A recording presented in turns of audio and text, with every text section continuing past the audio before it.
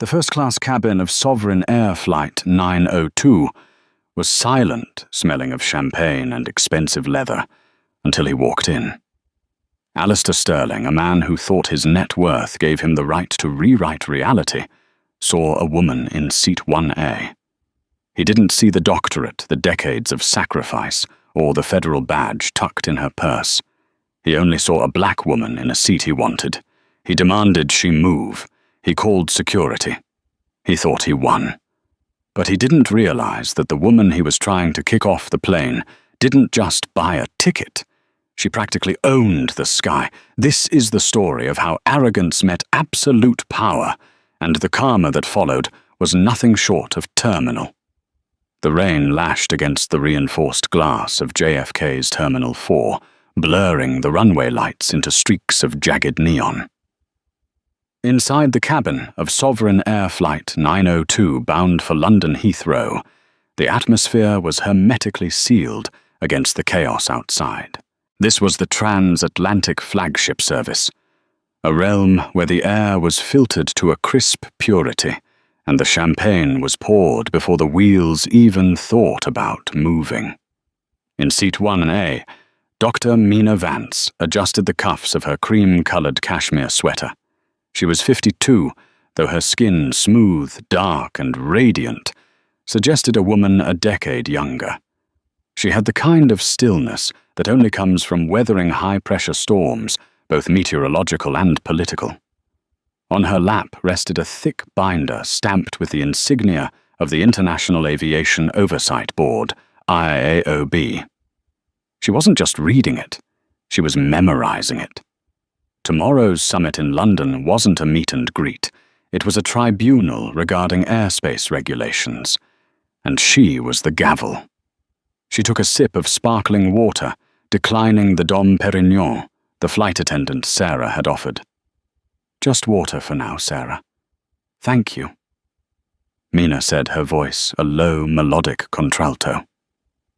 "Of course, Dr. Vance.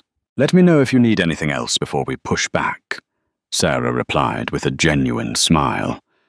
She knew who Mina was, not because Mina demanded recognition, but because the flight manifest had flagged her as VVIP, Do Not Disturb. The peace of the cabin, however, was living on borrowed time. At the front of the plane, the heavy curtain swept open. A man entered, bringing with him a gust of frenetic, aggressive energy. Alistair Sterling was a man who wore his wealth like armor. Dressed in a bespoke Savile Row suit that cost more than most people's cars, he carried a leather weekender bag and the unmistakable air of someone who had never been told no without firing the person who said it. He was the CEO of Sterling Dynamics, a logistics and tech conglomerate currently trying to bully its way into the aerospace defense sector. He was 45, handsome in a sharp, predatory way, with eyes that scanned the room not for people, but for obstacles. He was late, he was irritated, and he was used to getting seat 1A. Alistair scanned the cabin. It was the new configuration individual suites with sliding doors. He looked at his boarding pass, 1F. He frowned. He hated the right side of the plane. He claimed it messed with his circadian rhythm, but mostly he just preferred the left. It was a superstition that had hardened into a mandate. He looked at 1A. He saw the top of a head, dark braids pulled back into an elegant low bun. He didn't check if the seat was empty. He didn't care who was there. He simply walked over his heavy footsteps, thudding on the plush carpet, and stopped right beside Mina's suite. He cleared his throat. It wasn't a polite cough. It was a demand for attention. Mina didn't look up immediately. She finished the paragraph she was reading, marked the page with a slim metal tab, and then slowly turned her head. "Yes?" she asked. Her eyes were calm, assessing. Alistair stared at her. For a second, his brain processed the image. A black woman dressed simply sitting in the most expensive seat on the plane. His internal bias, sharpened by years of country club echo chambers, immediately categorized her. Upgrade. Employee using miles. Lottery winner. "You're in my seat," Alistair said. It wasn't a question. Mina glanced at the boarding pass. He was waving, then back at his face. "I believe you're mistaken, sir. This is 1A. Your pass says 1F. That's across the aisle." Alistair let out a sharp, derisive laugh. He dropped his bag on the floor with a heavy thud, blocking the aisle. "I know how to read, sweetheart. I mean, you are physically in the seat I want. I always sit in 1A. I have a meeting in London that will likely determine the GDP of a small country, and I need to sleep on my left side. So be a doll and swap with me." He gestured vaguely toward 1F. "It's the same seat, same service. You won't know the difference." Mina turned her body fully toward him now. The cabin had gone quiet. 2 rows back, a tech billionaire pulled his noise-cancelling headphones off. "I'm afraid I can't do that," Mina said, her voice remaining at a conversational volume. "I have work to do, and I'm settled. Please take your assigned seat, so we can depart." Alistair's face flushed a dangerous shade of red. He wasn't used to resistance. He leaned in, invading her personal space, his hand gripping the partition of her suite. "Listen to me," he hissed, lowering his voice to a menacing whisper. "I don't know who you slept with to get this upgrade or what affirmative action lottery you won, but I paid $12,000 for this flight. I am a Diamond Medallion Global Services, whatever you call it, VIP. You are going to move, or I am going to make this flight very, very uncomfortable for you." Mina looked at his hand on her suite wall. Then she looked him in the eye. "Mr. Sterling. Alistair Sterling. Google it." "Mr. Sterling," Mina repeated, committing the name to memory with the efficiency of a hard drive. "I suggest you sit down. You are delaying the flight." Alistair straightened up, buttoning his jacket. "Right. That's it." He turned around and snapped his fingers loudly. "Stewardess attendant. Someone get over here." Sarah, the flight attendant, hurried over, her face pale. She had heard the last part. "Mr. Sterling, is there a problem?" "Yes, there is a massive problem." Alistair pointed a finger at Mina. "This woman is refusing to accommodate a reasonable request. I want her moved. Put her in business. Put her in coach. I don't care. I want this seat." Sarah swallowed hard. "Sir Dr. Vance is in her assigned seat. The flight is full. I cannot move her, and I certainly wouldn't move a passenger just because you prefer their seat." Alistair's eyes widened. "Dr. Vance? Oh, give me a break. What is she, a doctor of diversity studies?" He laughed, looking around the cabin for validation, but found only cold stares. "Look, I don't care what her title is. I am Alistair Sterling. I spend $500,000 a year with this airline. I want her gone. She doesn't belong in first. Look at her. She's probably smuggling something in that binder." The air in the cabin seemed to drop 10 degrees. Mina slowly closed her binder. The sound of the heavy cover snapping shut echoed like a gunshot. The silence that followed Alistair's comment was heavy thick with the kind of tension that precedes a physical fight. But Mina Vance did not fight with her fists. She fought with laws, with regulations, and with the crushing weight of bureaucracy. "Sarah," Mina said softly. "Yes, Dr. Vance." "Please inform the captain that we have a disruptive passenger who is refusing to take his seat and is harassing another passenger. I would like the gate agents to return to the aircraft." Alistair exploded. "You want the gate agents, so I'll give you the gate agents. I'll get the police." He fumbled for his phone, his fingers shaking with rage. "You think you can kick me off? Do you know who my lawyer is? Do you know who owns this airline? I know the CEO, Richard Branson. Well, not Branson, the other one personally." He was rambling his entitlement, short-circuiting his logic. He dialed a number, putting it on speakerphone for the whole cabin to hear. Henderson, pick up," Alistair shouted into the phone. A weary voice answered. "Alistair, it's 11 p.m. What is it? I'm on the plane. There's nobody, in my seat. A woman. She's refusing to move. The crew is taking her side. I need you to call the airline's corporate liaison now. Tell them Alistair Sterling is being mistreated. Tell them I'm going to pull our freight contracts if this isn't fixed." Mina watched him with a look of clinical curiosity, as if he were a particularly interesting virus under a microscope. "Alistair," the lawyer's voice crackled. "You're on the tarmac. Just sit in the other seat. We have the merger meeting on Tuesday. You cannot miss this flight." "I'm not sitting in 1F. It's the Principal Henderson. She's smug. She thinks she owns the place." Alistair glared at Mina. "I want her off. She's aggressive. She threatened me." "I did no such thing," Mina said calmly. "You heard her," Alistair shouted at the phone. "She's interrupting me. Henderson, get the airline on the line or you're fired." He hung up and turned back to Sarah, who was now joined by the purser, a stern man named David. "Sir," David said, his voice firm, "you need to lower your voice. You are disturbing the other passengers. This is your final warning.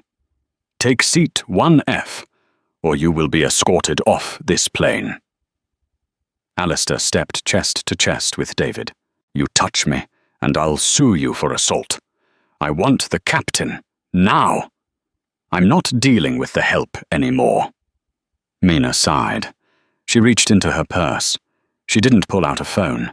She pulled out a small leather credentials wallet. She didn't open it yet. She just held it. "Mr. Sterling," Mina said, "you have mentioned your freight contracts. Sterling Dynamics correct?" "You ship turbine parts and high-end electronics," Alistair sneered. "So you do know who I am. Fan of the stock market." "Yeah, that's my company. We keep this airline in business." "And your company relies on the Transatlantic Safe Harbor Agreement for Logistics, doesn't it?" Mina asked. "You require expedited clearance for hazardous materials, lithium batteries specifically." Alistair paused, blinking. "What are you talking about? How do you know about the battery contracts?" "Because," Mina said it, standing up for the first time. She wasn't tall, but she loomed. "I wrote the regulation that allows you to ship them." She opened the leather wallet. It wasn't a police badge. It was a gold and blue crest, intricate and heavy. Beneath it, the text read, "United States Department of Transportation. Chairwoman, Aviation Oversight Board, Clearance Level 1, Claw." "I am Dr. Mina Vance," she stated, her voice projecting to the back of the cabin. "I am the chairwoman of the Aviation Board. I oversee the safety protocols, the licensing of commercial carriers, and the federal no-fly lists for the United States, in conjunction with the European EASA." She took a step closer to Alistair, who had gone very, very still. "You just threatened the safety of a flight crew. You used derogatory language based on race and gender, and you attempted to use economic leverage to bypass federal safety protocols regarding passenger conduct." Mina looked at David the purser. "David, tell the captain to keep the doors open. We are not going to London yet. And please call the airport police. Mr. Sterling is going to be deplaned." Alistair's mouth opened and closed like a fish on a dock. The colour drained from his face, leaving him a pasty, sweaty white. The Aviation Board," he stammered. "The very same," Mina said, sitting back down and smoothing her skirt. "And, Mr. Sterling, you mentioned you needed to be in London for a merger." Alistair nodded dumbly. "I wouldn't worry about it," she said, picking up her water glass. "You aren't going to make it." The cabin was silent, save for the hum of the auxiliary power unit and the sound of Alistair Sterling's heavy, panicked breathing. He was staring at Mina's credentials as if they were a radioactive isotope. This is ridiculous," Alistair stammered, his voice losing its booming quality and pitching up into something whiny. "You're making this up. You printed that badge. It's a prop." Mina didn't answer. She didn't need to. She simply looked toward the front of the cabin, where the heavy door to the jet bridge was opening. 3 officers from the Port Authority of New York and New Jersey walked onto the plane. They were large, imposing men, rain glistening on their high-visibility jackets. The lead officer, a sergeant with the name tag Miller, scanned the cabin. His eyes bypassed the terrified flight attendants and locked onto David the purser. "We got a call about a Level 2 disturbance," Sergeant Miller said, his voice flat and authoritative. "Interference with a flight crew. Who's the problem?" David pointed a shaking finger at Alistair. "Mr. Sterling in the aisle. He is refusing to sit, he has threatened the crew, and he is harassing a federal official." Miller turned his gaze to Alistair. "Sir, grab your bag. You're coming with us." Alistair puffed out his chest, attempting to summon the ghost of his earlier arrogance. "Officer, thank God you're here. These people are insane. I am Alistair Sterling. I own Sterling Dynamics. This woman," he pointed a trembling finger at Mina, "is impersonating a government official and stealing my seat. I want her arrested for fraud." Sergeant Miller looked at Mina. She held up her wallet again, calm and steady. Miller squinted at it, then his eyes widened slightly. He recognized the seal. He snapped to a slightly straighter posture. "Ma'am." Miller nodded respectfully. He turned back to Alistair, his expression hardening into stone. "Sir, that is a federal credential. And even if she was the Tooth Fairy, the captain wants you off this plane. That means you are trespassing. Let's go." "I'm not going anywhere," Alistair screamed, grabbing the overhead bin with both hands like a petulant child refusing to leave a toy store. "I have a meeting. I will sue the department. I will have your badge, Miller. Do you know how much taxes I pay?" Miller didn't blink. He nodded to his 2 partners. "Grab him." The officers moved with practiced efficiency. They didn't argue. They didn't negotiate. One grabbed Alistair's left wrist, the other his right. Alistair shrieked a high, undignified sound that shattered whatever illusion of power he had left. "Get your hands off me, assault! Help! They're assaulting me!" They wrenched him away from the overhead bin. He kicked out his expensive loafer, connecting with the shin of the second officer. "That's assault on an officer," Miller noted dryly. "Add it to the list. Cuff him." They spun Alistair around and slammed him against the bulkhead wall, gently enough to avoid injury, hard enough to knock the wind out of him. The sound of zip ties cinching tight echoed through the first-class cabin. As they dragged him toward the door, Alistair twisted his head back. His face purple with exertion and rage. He locked eyes with Mina. "You're finished," he spat, saliva flying. "I will bury you. I will buy your board and fire you. You hear me, Vance? You're nobody." Mina watched him, her face impassive. She waited until he was at the door, thrashing in the grip of the officers. "Officer Miller," Mina called out. The sergeant paused and looked back. "Yes, Chairwoman." "Please ensure the FBI liaison at JFK is notified," she said, her voice carrying a terrifying weight. "Mr. Sterling just threatened a federal officer in the performance of her duties. That falls under the Patriot Act provisions for aviation security. He is not to be released on standard bail." Miller smirked. "Copy that, ma'am. We'll call the feds." Alistair's eyes bulged. "The Patriot Act for a seat dispute." "Are you crazy?" "It's not a seat dispute anymore, Mr. Sterling," Mina said, picking up her sparkling water. "It's a national security incident. Enjoy the holding cell." The officers hauled him out into the jet bridge. His screams of "Henderson!" faded as the heavy aircraft door was pulled shut and locked. The cabin was dead silent. Then from the back of the first-class section, a slow clap started. It was the tech billionaire. Then the woman across the aisle joined in. Within seconds, the entire first-class cabin and the flight attendants were applauding. Mina didn't smile. She just nodded once to the room, acknowledging the moment, and then opened her binder again. Sarah, the flight attendant, approached her, looking shaken. She held a bottle of vintage Cristal. "Dr. Vance," Sarah whispered. I am so sorry. We had no idea." Mina looked up, her expression softening. "You have nothing to be sorry for, Sarah. You followed protocol. You protected the cockpit. You did your job. Can I get you a glass on the house? I mean, obviously it's free, but—" Sarah stammered. Mina smiled. "A small glass would be lovely. And Sarah—" "Yes. When we land in London, I'm going to need the names of the entire flight crew. I'll be writing a letter of commendation to your CEO. You handled a volatile situation perfectly." Sarah looked like she might cry. "Thank you, Dr. Vance." As the plane pushed back from the gate, 40 minutes late, Mina took a sip of the champagne. She looked out the window at the rain-slicked tarmac. Somewhere out there in the back of a squad car, Alistair Sterling was having the worst night of his life. But Mina knew something Alistair didn't. The night was just the beginning. The real pain would come in the morning.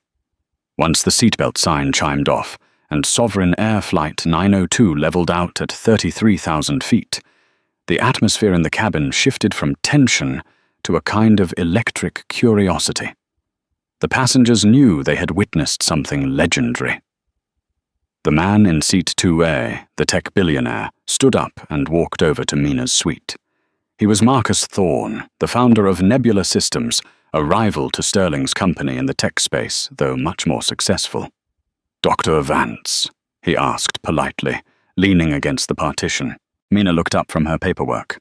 "Mr. Thorne, I recognized you from your Wired cover last month." Marcus chuckled. "And I recognized you from the Senate hearings on drone airspace. You were formidable." He gestured to the empty seat across the aisle, Alistair's forfeited seat. "Mind if I sit for a second?" "Please." Marcus sat down. "That was intense. I've known Alistair for years. We run in the same circles. He's always been a bully, but I've never seen him implode like that." "Entitlement is a powerful drug," Mina said, "and withdrawal is painful." "You mentioned the Patriot Act," Marcus said, raising an eyebrow. "Were you serious?" Mina closed her file. "Mr. Sterling threatened to use his economic power to bypass safety regulations. He threatened a federal officer. He assaulted a police officer. When he lands in the system, he's going to be flagged as a high-risk traveler. But beyond the criminal charges, there is the matter of his business." "Sterling Dynamics?" Marcus asked. "Precisely." Mina reached into her bag and pulled out a slim government-issue laptop. She opened it. The screen glowed with a secure login prompt. "You see, Mr. Thorne, Alistair bragged about shipping lithium batteries and turbine parts. He bragged about his expedited clearance." Mina began to type her fingers, moving with rapid precision. "Expedited clearance is a privilege based on trust. It assumes the CEO and the company operate with high ethical standards and strict adherence to rules." She hit enter, and a dashboard appeared. It was the central database for the IAOB. "A CEO who physically assaults police officers and attempts to coerce flight crews effectively demonstrates that his company's leadership is unstable." Mina explained, her voice devoid of malice, purely factual. "Therefore, Sterling Dynamics no longer meets the criteria for the Trusted Shipper program." Marcus's eyes widened. "If he loses Trusted Shipper status, his logistics chain collapses. Every package he ships will have to be manually inspected. It'll add weeks to his delivery times. He'll miss his contract deadlines." "He will indeed," Mina said. She navigated to a file labeled Sterling Dynamics, License Nansamson 842. She clicked a red button marked Suspend Pending Review. And, she added, typing a quick memo. I'm CCing my counterparts at the EASA in Europe and the CAA in the UK. Since he was travelling to London for a merger, I imagine the British authorities will be very interested to know that the CEO of the company proposing the merger is currently in federal custody, and his shipping licenses are frozen. She hit send. The Wi-Fi on the plane was fast. The email went through instantly. Mina closed the laptop. The merger meeting is tomorrow at 9 a.m. London time. By the time those executives wake up, they will have an email from the US government advising them that Sterling Dynamics is under immediate regulatory audit. Marcus stared at her with a mix of fear and awe. You just tanked a billion-dollar merger from 30,000 feet. I didn't tank anything, Mr. Thorne, Mina said, picking up her champagne. Mr. Sterling tanked it when he decided that his desire for Seat 1A was more important than the law. I'm just doing the paperwork. Marcus stood up, looking slightly pale. Remind me never to cut you off in traffic, Dr. Vance. I take the subway, she smiled. It's more efficient. While Mina slept peacefully in her lay-flat suite, the world below was waking up to chaos. The passengers on Flight 902 hadn't just watched the incident, they had recorded it. In the age of smartphones, privacy is a myth. 3 different angles of Alistair Sterling's meltdown had been uploaded to TikTok, Twitter, X, and YouTube before the plane even left the runway. By the time the flight was over the Atlantic, the hashtag #SterlingMeltdown was trending #1 globally. The video was damning. It showed everything. Alistair hovering over Mina. The racist affirmative action lottery comment. The threat to the flight crew. And most deliciously, the moment Mina revealed her badge. Finally, the screaming, kicking arrest, where he shrieked like a toddler. The internet, as usual, was merciless. Aviation Geek. Did this dude just try to kick the chairwoman of the Aviation Board off a plane that's like trying to kick the Pope out of the Vatican? And Sterling. Meltdown. FAA find out. At Stockwatcher. Sterling Dynamics, STRD, is gonna open deep in the red tomorrow. Who behaves like this, shorting this stock immediately? Justice. Now. The way he looked at her. Pure racism. He couldn't handle a black woman having power. Hope he enjoys prison. In a high-rise office in London, the board of directors for Aerotech, the British company Alistair was supposed to merge with, were gathered around a large conference table. It was 7 a.m. They weren't looking at spreadsheets. They were watching the YouTube video on an 80-inch screen. Sir Julian Pendergrass, the CEO of Aerotech, watched Alistair scream, "I will buy your board at the police." Julian paused the video. The room was silent. "Gentlemen," Julian said, his British accent clipped and cold, "and ladies, I believe we have seen enough." "We can't merge with this," the CFO said, looking horrified. "The reputational damage alone. And if he really pissed off Dr. Vance, we deal with the IAOB every day. If we merge with him, we inherit her wrath." Just then the secretary entered the room. She looked pale. "Sir Julian," she said, "we just received a priority notification from the EASA and the US Department of Transportation." "Read it," Julian commanded. It says Sterling Dynamics has had its global logistics license suspended indefinitely pending a federal investigation into executive malfeasance and security risks. All their cargo is currently impounded at JFK Newark and Heathrow." Julian closed his eyes and let out a long breath. "The supply chain is dead. The company is radioactive." He looked at his board. "Call the lawyers. Kill the deal. and draft a press release stating that Aerotech condemns discrimination in all forms and has severed all talks with Sterling Dynamics. What about the penalty clause? The lawyer asked. If we pull out, we owe them $50 million. Julian pointed at the frozen screen, where Alistair was kicking a police officer. There is a moral turpitude clause in the contract. He just violated it in 4K resolution. We don't owe him a penny. Back in New York, inside the holding cell at the Queen's Central Booking, Alistair Sterling was sitting on a cold metal bench.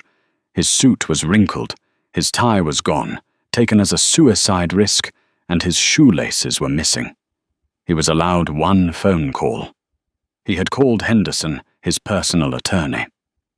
"Get me out, Henderson," Alistair had screamed into the receiver. "Fix this. Call the judge, bribe someone." Henderson's voice had been strangely quiet. "Alistair," Henderson said, "I can't fix this." "What do you mean you can't fix it?" "You're my lawyer. I'm a corporate contract lawyer, Alistair. You have been charged with interference with a flight crew assault on a police officer, disorderly conduct, and a federal hate crime enhancement. The FBI has taken jurisdiction. This isn't a local beef. It's federal. So get a federal lawyer." "I'm trying," Henderson said. "But Alistair, have you seen the news? I'm in a cell. I haven't seen anything. The video is everywhere. The board of directors of Sterling Dynamics is calling an emergency meeting in an hour. They are voting to remove you as CEO effective immediately." Alistair felt the blood drain from his face.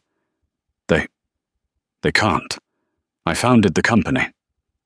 "You have a conduct clause in your contract," Henderson said. "And the stock. Alistair, the pre-market trading shows the stock down 40%. The merger with Aerotech is dead. They issued a statement 10 minutes ago calling your behavior abhorrent." Alistair gripped the phone so hard the plastic creaked. "Mina Vance," he whispered. "What? It's her. She did this." "No, Alistair," Henderson said, his voice losing its patience. "You did this. You threw a tantrum because you didn't like your seat, and now you've lost everything. I have to go. The FBI is here to seize your hard drives." The line went dead. Alistair slowly lowered the phone. He looked around the dirty graffiti-covered cell. It was a long way from Seat 1A. 7 hours later, Sovereign Air Flight 902 touched down at London Heathrow. The landing was smooth, the reverse thrusters roaring with a power that shook the cabin gently. Inside the first-class cabin, the mood was light. The passengers, bonded by the shared trauma and subsequent triumph of the departure, chatted amicably. When the seatbelt sign dinged off, no one rushed to grab their bags. They all seemed to wait, deferring to Seat 1A. Mina Vance gathered her things. She looked fresh, rested, and ready. She checked her phone for the first time since takeoff. She had 48 missed calls, 200 emails, and a text message from her husband Marcus back in DC. "Saw the news. Proud of you. Also, did you really suspend his shipping license from the air? You're terrifying. Love you." Mina smiled. She stood up and put on her trench coat. As she stepped into the aisle, the tech billionaire Marcus Thorne extended a hand. "Dr. Vance, it was an honor flying with you. If you ever need a witness statement, my legal team is at your disposal." "Thank you, Mr. Thorne." Mina shook his hand. "I think the video evidence will suffice, but I appreciate the offer." She walked toward the exit. The flight crew was lined up by the door, Sarah David and the captain, a silver-haired veteran named Captain O'Malley. "Dr. Vance," Captain O'Malley said, tipping his cap. "Thank you for handling that situation. I've been flying for 30 years, and I've never seen a passenger dealt with so efficiently." "Safety is everyone's responsibility, Captain," Mina said. "But thank you for backing up your crew. You have a fine team." She walked up the jet bridge. But instead of the usual quiet walk to customs, she was met by a wall of flashing lights. The British press had found out she was on the plane. The paparazzi were kept behind a barrier, but the flashbulbs popped like fireworks. "Dr. Vance. Dr. Vance. Is it true you stripped Sterling of his license? Dr. Vance, what do you say to the claims of racism? Dr. Vance, have you spoken to the Prime Minister?" Mina didn't stop. She didn't pose. She simply put on her sunglasses, flanked by 2 armed British police officers who had been assigned to escort her, and walked through the terminal with the stride of a woman who had continents to move. She wasn't just a passenger anymore. She was a symbol. At the customs desk, the officer took her passport. He scanned it, looked at her screen, and then looked up at her. His British reserve cracked into a grin. "Welcome to the UK, Dr. Vance. And good on you, ma'am. My wife saw the video. She says you're a legend." Mina took her passport back. "I'm just a civil servant, officer. Have a good day." She walked out into the arrivals hall.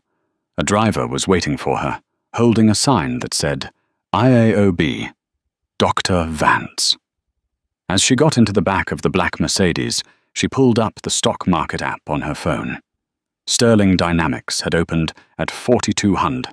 It was currently trading at $18.50. The company had lost nearly 60% of its value in 8 hours. She put the phone away. She had a summit to attend. The fall of Alistair Sterling was not a sudden drop. It was a long, agonizing slide down a mountain of jagged glass. 6 months had passed since the incident on Sovereign Air Flight 902. 6 months that had dismantled his life with the surgical precision of a bomb disposal unit. He had expected the public outrage to fade. In his world, the world of high-finance corporate raiding and golden parachute scandals were usually just weather.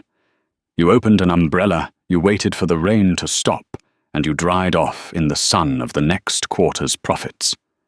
He had survived SEC investigations, labor strikes, and hostile takeovers. He assumed this would be no different. He was wrong. The viral nature of his meltdown had created a permanent digital footprint. The video of him screaming at doctors, Mina Vance, had been remixed, memified, and subtitled in 30 languages. It wasn't just a news story. It was a cultural artifact. He had become the global face of entitled rage. He couldn't walk into a coffee shop without heads turning, without seeing the whispers behind hands, without seeing the phones raised to film him waiting for Sterling Meltdown 2.0. Alistair sat alone in the defendant's waiting room of the United States District Court for the Eastern District of New York. The room was sterile, smelling of lemon polish and stale anxiety. He looked down at his hands. They were trembling. They hadn't stopped trembling for weeks. He was no longer the man in the bespoke Savile Row suit. That man had died the moment Sergeant Miller slapped the cuffs on him at JFK. The man sitting here today wore a suit bought off the rack at a department store, grey, slightly too loose in the shoulders, the fabric synthetic and itchy. His Patek Philippe watch was gone, sold to pay the initial retainer for a high-profile defense team that had eventually fired him when his assets were frozen by the federal investigation. The heavy oak door opened.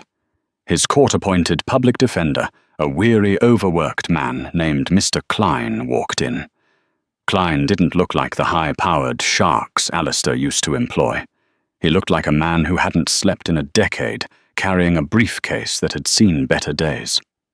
"They're ready for us, Mr. Sterling," Klein said, not making eye contact as he organized a stack of files. "What's the mood?" Alistair asked, his voice raspy. He hadn't spoken to anyone but Klein for days. He lived in a silence that was deafening. "It's a federal sentencing hearing, Alistair. The mood is serious," Klein replied, shuffling his papers with a sigh. "Look, I need you to manage your expectations. We tried to plead down the hate crime enhancement, but the ADA wouldn't budge. The Department of Justice wants an example, and unfortunately you are the perfect candidate. Dr. Vance's testimony was comprehensive. Alistair flinched at the name. Vance. It haunted him.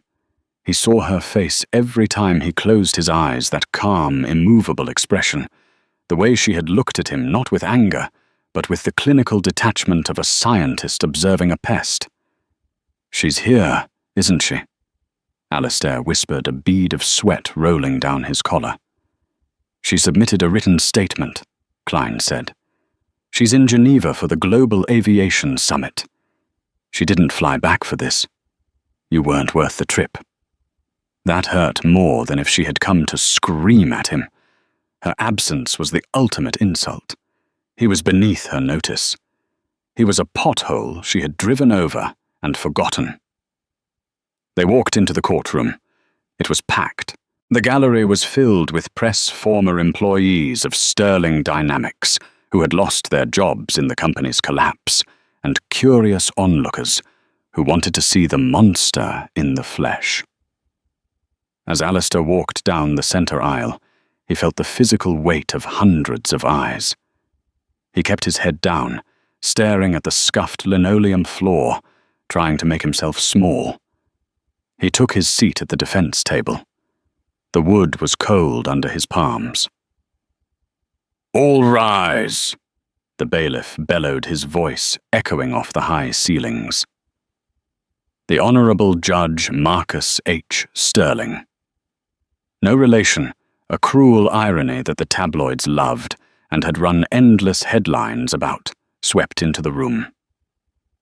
Judge Sterling was a legend in the Eastern District, a man known for his intellect and his absolute intolerance for nonsense. He sat down, adjusting his robes, and peered over his spectacles at the courtroom. His gaze landed on Alistair like a physical blow. "Case number 14, CR 892, United States of America, var. Alistair Sterling," the clerk announced. The Assistant United States Attorney, Sarah Reynolds, stood up. She was young, sharp, and terrifyingly competent. She had built this case brick by brick, turning Alistair's life into a fortress of evidence from which there was no escape. "Your Honor," Reynolds began, her voice clear and cutting, projecting, without a microphone. "We are here today to sentence a man who believed that his bank account gave him the right to suspend the laws of this country. On the night of October 14th, the defendant didn't just cause a disturbance. He attacked the very fabric of civil aviation security." She gestured toward the empty jury box, emphasizing the weight of the social contract he had broken. "We have proven that Mr. Sterling verbally assaulted a federal official, interfered with a flight crew, physically assaulted a Port Authority officer, and used racially charged language to intimidate a passenger. But beyond the statutes, Your Honor, we must look at the intent." He wanted to assert dominance. He wanted to humiliate Dr. Vance, because he could not accept that a black woman held authority over him. He saw her success as an affront to his own status. Reynolds paused, letting the silence hang in the air. The courtroom was dead quiet. Since that night, Mr. Sterling has shown little remorse. He has blamed stress. He has blamed his medication. He has blamed the airline's booking algorithm. Not once has he simply said, "I was wrong." The government requests the maximum sentence under the guidelines, 24 months in federal prison, followed by 3 years of supervised release and a permanent placement on the federal no-fly list. A low-shocked murmur ran through the gallery. The no-fly list. It was a death sentence for a man like Alistair, whose entire identity, career, and lifestyle were built on global mobility. Mr. Klein stood up slowly. He looked tired, knowing he was fighting a losing battle. "Your Honor," Klein said, his voice soft, "my client is a broken man. The court of public opinion has already sentenced him. He has lost his company, Sterling Dynamics, which he built from the ground up. He has been financially ruined. His family has left him. His wife has filed for divorce, and he has not seen his children in 4 months. He is currently living in a rented studio apartment in Queens. Society has extracted its pound of flesh. Sending him to prison serves no further deterrent purpose. We ask for probation and community service." Judge Sterling listened, his face unreadable. He made a few notes on his pad. Then he set his pen down and looked directly at Alistair. "Mr. Sterling," the judge said, "please stand." Alistair pushed himself up. His legs felt like lead. He gripped the table for support, his knuckles turning white.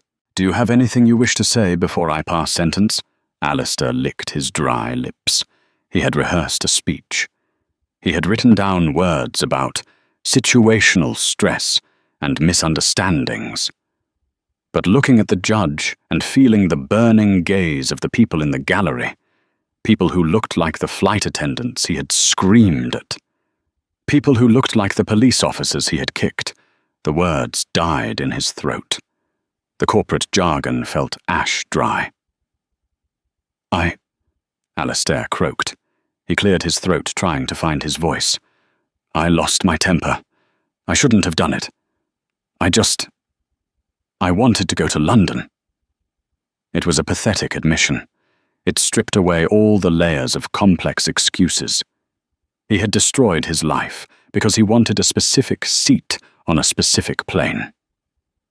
Judge Sterling took off his glasses and rubbed the bridge of his nose. He looked weary not just of Alistair, but of what Alistair represented. "Mr. Sterling," the judge began, his voice deep and resonant, "I have sat on this bench for 20 years. I have sentenced drug dealers, fraudsters, and violent criminals. But rarely have I seen a case that so perfectly encapsulates the corrosive nature of unchecked entitlement." The judge picked up a document from his desk. The paper rustled loudly in the quiet room. "I have here the victim impact statement from Dr. Mina Vance. She writes, 'The safety of our skies relies on a social contract. We agree to follow the rules because we trust that everyone else is doing the same. When one person decides that their comfort is more important than the safety of 300 others, that contract breaks. Mr. Sterling did not just insult me. He endangered the entire aircraft by distracting the crew and the pilots during a critical pre-flight window." The judge looked up, locking eyes with Alistair.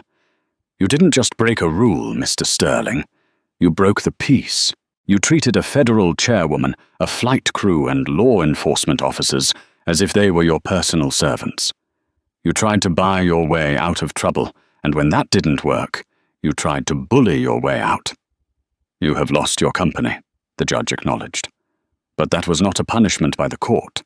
That was the free market, deciding it did not want to do business with you.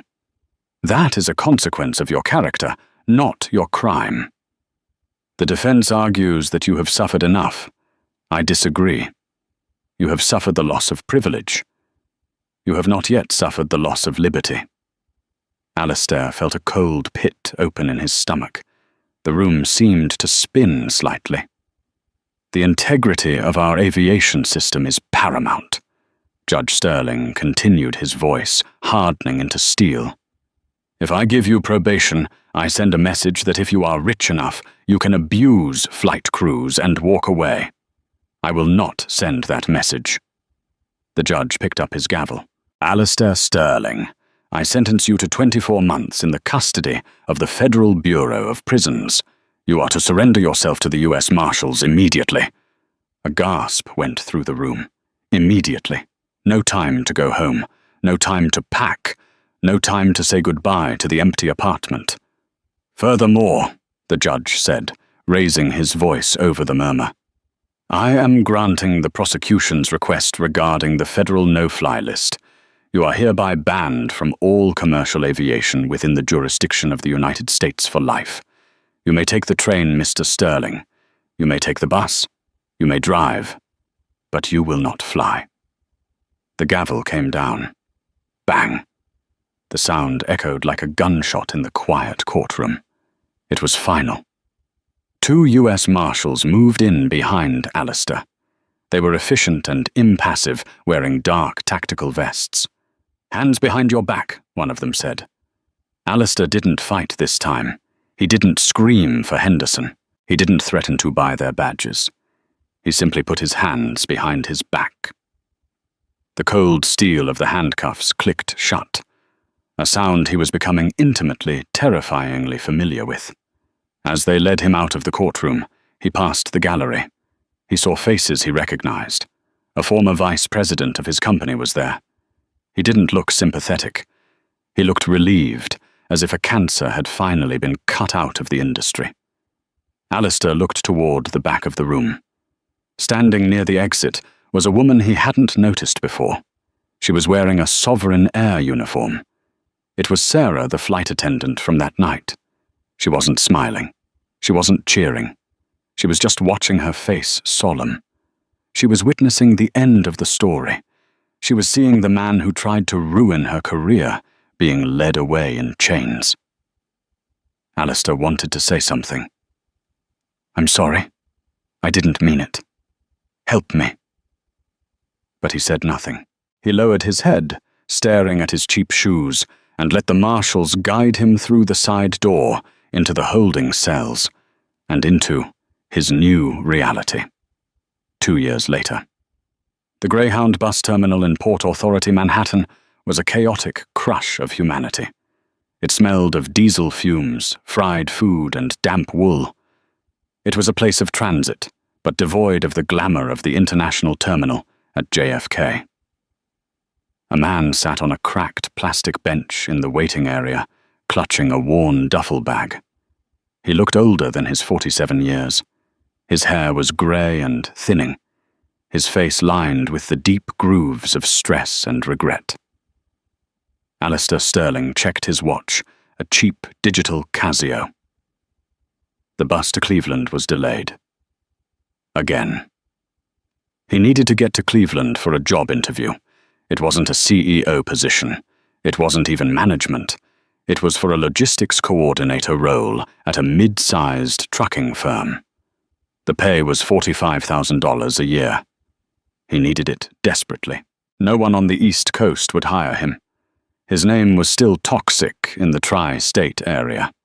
He pulled a sandwich out of his bag, wrapped in wax paper, made in his small kitchen that morning. He took a bite, chewing slowly.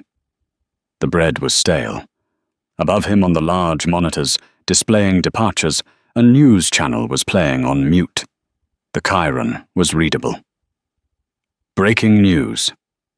Global Aviation Summit reaches historic agreement on sustainable fuels.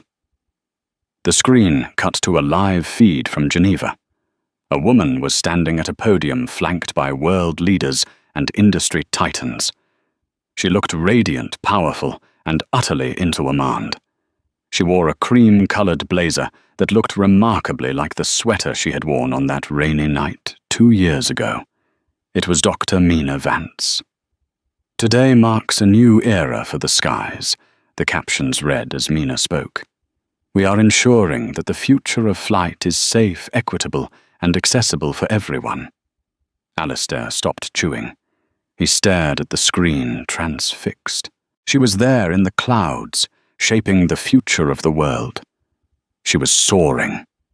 He was here in the basement of New York, waiting for a delayed bus to Ohio. He was grounded. A young man sitting next to him, wearing headphones and scrolling on his phone, noticed Alistair staring at the screen. "She's amazing, right?" the young man said, pulling down one ear cup. "Dr. Vance. My sister wants to be a pilot because of her. She's like, the queen of the sky. Did you see that video of her taking down that racist CEO a few years back? Legendary?" Alistair froze. The irony was a physical weight on his chest. He looked at the young man. For a second, the old urge to correct him, to sneer, to assert some kind of dominance, flared up. "I knew her," he wanted to say. "I was the CEO. I was Alistair Sterling." But the fire was gone. It had been extinguished in a federal prison cell, smothered by 700 days of regret. Alistair forced a small, sad smile. He shook his head. "Yes," he said quietly. "She is? You traveling for business? the kid asked, oblivious to the ghost sitting next to him. Just looking for work. Alistair said, his voice hollow. Good luck, man. It's tough out there. Yeah, Alistair said, looking back at the screen where Mina was shaking hands with the President of France. It's a long road. The loudspeaker crackled static, filling the air. Now, boarding Route 104 to Cleveland Gate 32. Have your tickets ready. Alistair Sterling stood up. He picked up his heavy bag.